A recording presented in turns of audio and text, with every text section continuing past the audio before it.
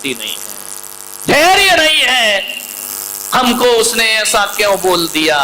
अरे बोल दिया तो बोल दिया। लखनऊ के नवाब के बेटे अभी जाके देखो, जो कभी नवाब बने घूमा करते थे, आज उनके बेटे रिक्शे चला रहे, टांगे चला रहे। ध्यान रखना, आदमी की जिंदगी का कोई भरोसा नहीं है, कब राजा को रंक बना दे और कब रंक को राजा बना दे। क्या हुआ? दो बात, ये महिलाएं पर्यूषण पर्व आ रहे हैं, 10-10 उपवास करेंगी। कुछ महिलाएं 16 कारण के 30-30 उपवास कर रही हैं, कुछ 28 के उपवास किया करती हैं, 10-10 उपवास कर लेती हो आप लोग। आपसे बड़ा निवेदन है मेरा, बड़ी विनम्रता के साथ, 10-10 उपवास में आप भूख सहन कर लेती हो, प्यास सहन कर लेती हो कि नहीं? भूख प्यास सहन कर लिया तो आपका उपवास हो गया। लेकिन मेरा आपसे निवेदन है, भूख सहन ना हो तो कोई चिंता की बात नहीं है, प्यास सहन ना हो तो कोई चिंता की बात नहीं है। मैं तो कहता हूं उपवास नहीं होता तो मत करो, अरे 2 रोटी खा लो, लेकिन प्रेम की जिंदगी जियो अपने घरों में, नफरत का वातावरण मत।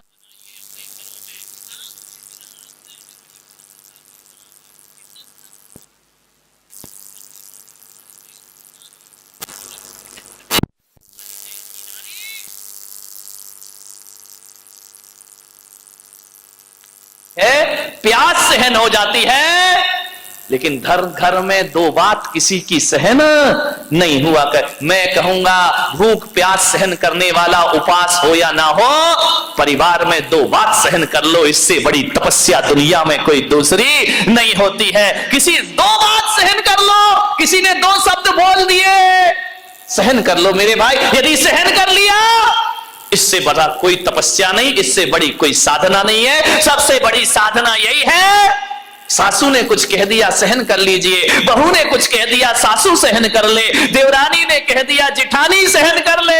इससे बड़ी कोई साधना और इससे बड़ा कोई पर्यूषण पर्व जीवन में दोबारा आने वाला नहीं। कितना बड़ा जीवन है, 2 रोटी खा लो, मत करो बस, लेकिन बातें सहन करने की आदत डाल लीजिए।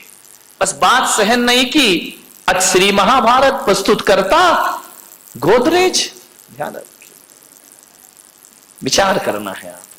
2 बात सहन कर लो, मैं भी तो तुम्हें कितना बोल देता हूं, तुम सहन कर लेते हो। मेरा सहन कर लोगे, परिवार के सदस्यों की भी 2 बात सहन कर लीजिए, जीवन तुम्हारा आनंद में परिवर्तित हो जाएगा। क्या फर्क पड़ता है? 2 भाई आपस में लड़ जाते हैं, काय के लिए लड़ते हैं?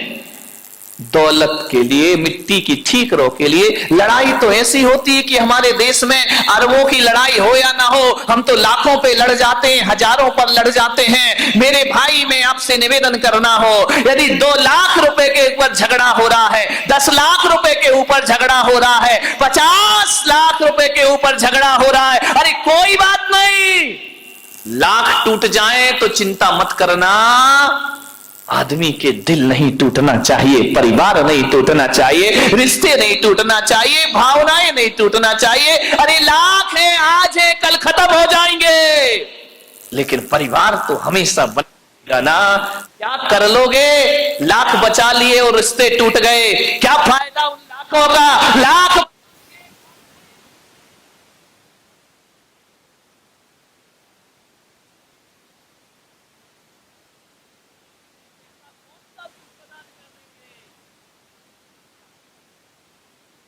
वो समर्पित है, जब से शादी नहीं हुई थी तब से मेरी भक्त है, उसकी शादी हो गई, उसका परिवार है, ऐसी बहू बनी वो मेरे प्रवचनों के माध्यम से।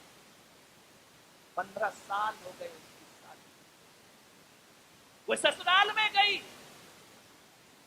उसने मेरे प्रवचन से एक सीख ले ली कि कैसी भी परिस्थिति बन जाए, मैं अपने परिवार को बिखरने नहीं। शादी हुई, एक देवरानी भी आई, उन्होंने कहा हम दोनों देवरानी जेठानी कम सहेली बनकर ज्यादा, इस घर को बिखरने नहीं देना है, चाहे कैसी भी परिस्थिति आ जाए, दोनों इतने प्यार से रहती, इतने प्यार से रहती। देख देख करके लोग आश्चर्य करते कि ये देवरानी जेठानी है, इतने प्यार से तो कोई जुड़वा बहन भी आपस में नहीं रहा करती है। उन्होंने कहा हमें अपना घर स्वर्ग बनाना है, वातावरण कैसा भी हो जाए हमें प्रेम से रहना है, इस घर को मंदिर बनाने का प्रयास करना है, इस घर को आदर्श बनाने का प्रयास करना है। जिठानी बड़ा प्यार करती थी देवरानी को। दुविधा ये थी कि जो जेठानी थी वो जरा बड़े घर से थी, पैसे वाला था उसका पीहर, देवरानी का पीहर थोड़ा कम पैसे वाला था, लेकिन उसने मुझसे संस्कार प्राप्त किए थे। उसने कभी अपनी जिंदगी में अपने पीहर की दौलत को आगे नहीं बढ़ाया, उसने कभी अपने पीहर की बातों को सामने नहीं रखा, उसने कभी अपनी जुबान पर नहीं लाई कि मैं इतने बड़े घर की लड़की हूं। बहुओं से मेरा निवेदन है, कितने भी करोड़पति घर की हो आप, लेकिन पीहर से तुम्हारी जिंदगी का गुजारा नहीं होना है। गुजारा तो ससुराल से हुआ करता है, जहां हम वहां के बीसियों नौकर चाकर तुम्हारे किस काम के हैं, कोई काम के नहीं। जिंदगी तो ससुराल में गुजरा करती है। जो बहू अपने पीहर की शान शौकत और पीहर की अकड़ लेकर के अपने ससुराल में आती है, वह बहू अपने घर को कभी बसा नहीं सकती है, वह अपने घर को उजाड़ दिया। जहां रह रहे हो वहां का आनंद लेना सीख लीजिए। बातें मेरी बहुत छोटी छोटी हैं, बातें मेरी बहुत बड़ी बड़ी हैं, ध्यान रखें। इन छोटी छोटी बातों से तो लड़ाइयां शुरू होती है, इन छोटी छोटी बातों से तो घर बिखरता है। पीहर की अकड़ ससुराल में कभी मत दिखाना। तुम्हारे पीहर में क्या होता है, यदि ये बात ससुराल में करोगी तो तुम्हारे संबंध खराब हो जाएंगे, ध्यान रखें। आपसे निवेदन, उस जिठानी ने कभी अपनी देवरानी को यह महसूस नहीं होने दिया कि मैं बड़े घर की और तू गरीब घर के। जब कोई त्योहार आता, राखी आती, दिवाली आती, होली आती, तो बड़ी बहू के जिठानी के पीहर से बहुत सारा सामान आता, साड़ी आते, कपड़े आते, मिठाई आती। छोटी बहू के घर में इतना संपन्नता नहीं थी। जानते हो उस जिठानी ने घर बचाने के लिए क्या किया?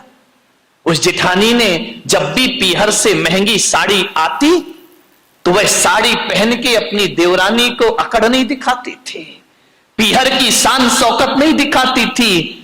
वह सास को भी बिठाती थी, देवरानी को भी बिठाती थी, अपना पिटारा खोलती थी कि आज पीहर से ये आया है, और महंगी सी साड़ी निकालती थी और सास के सामने देवरानी से कहती थी कि मेरी बहन, मेरी मित्र, मेरी सहेली, ये साड़ी मेरे पीहर से आई है, लेकिन मैंने एक नियम लिया है, व्रत लिया है कि जब तक ये साड़ी 1 महीने तू ना पहन लेगी तब तक मैं इस साड़ी को पहनने वाली नहीं हूं। पहले तू पहन, ये जो मिठाई आई है पहला अधिकार तेरा है।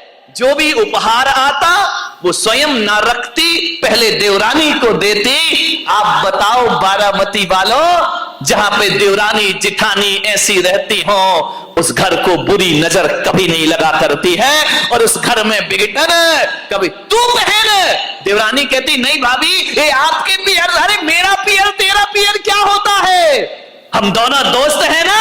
ला, तेरे पीहर की हल्की साड़ी मैं पहनती हूं और मेरे पीहर की महंगी साड़ी तू पर। इतना प्रेम, इतनी समझदारी, क्या फर्क पड़ता है?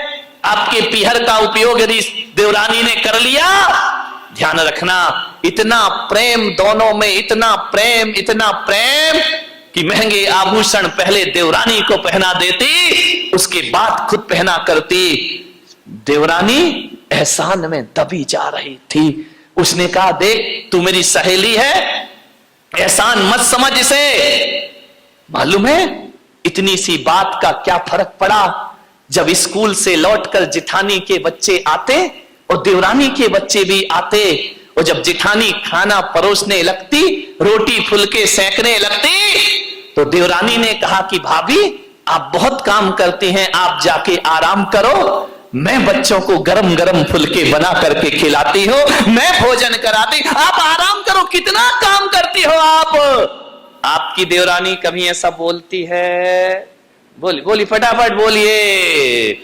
नहीं बोलती है। थोड़े व्यवहार दोनों को बदलना पड़ेगा। वो जिठानी को कहती भाभी आप चिंता मत करो, और इतना प्यार दोनों में, सम्मान होता एक दूसरे की भावना का, कि अपने बच्चे को यदि ठंडा खिलाना पड़े तो ठंडी रोटी दे देती, लेकिन दिन में 2 बजे भी जिठानी के बच्चे आ जाएं तो गरम गरम रोटी और पराठा बनाकर उनको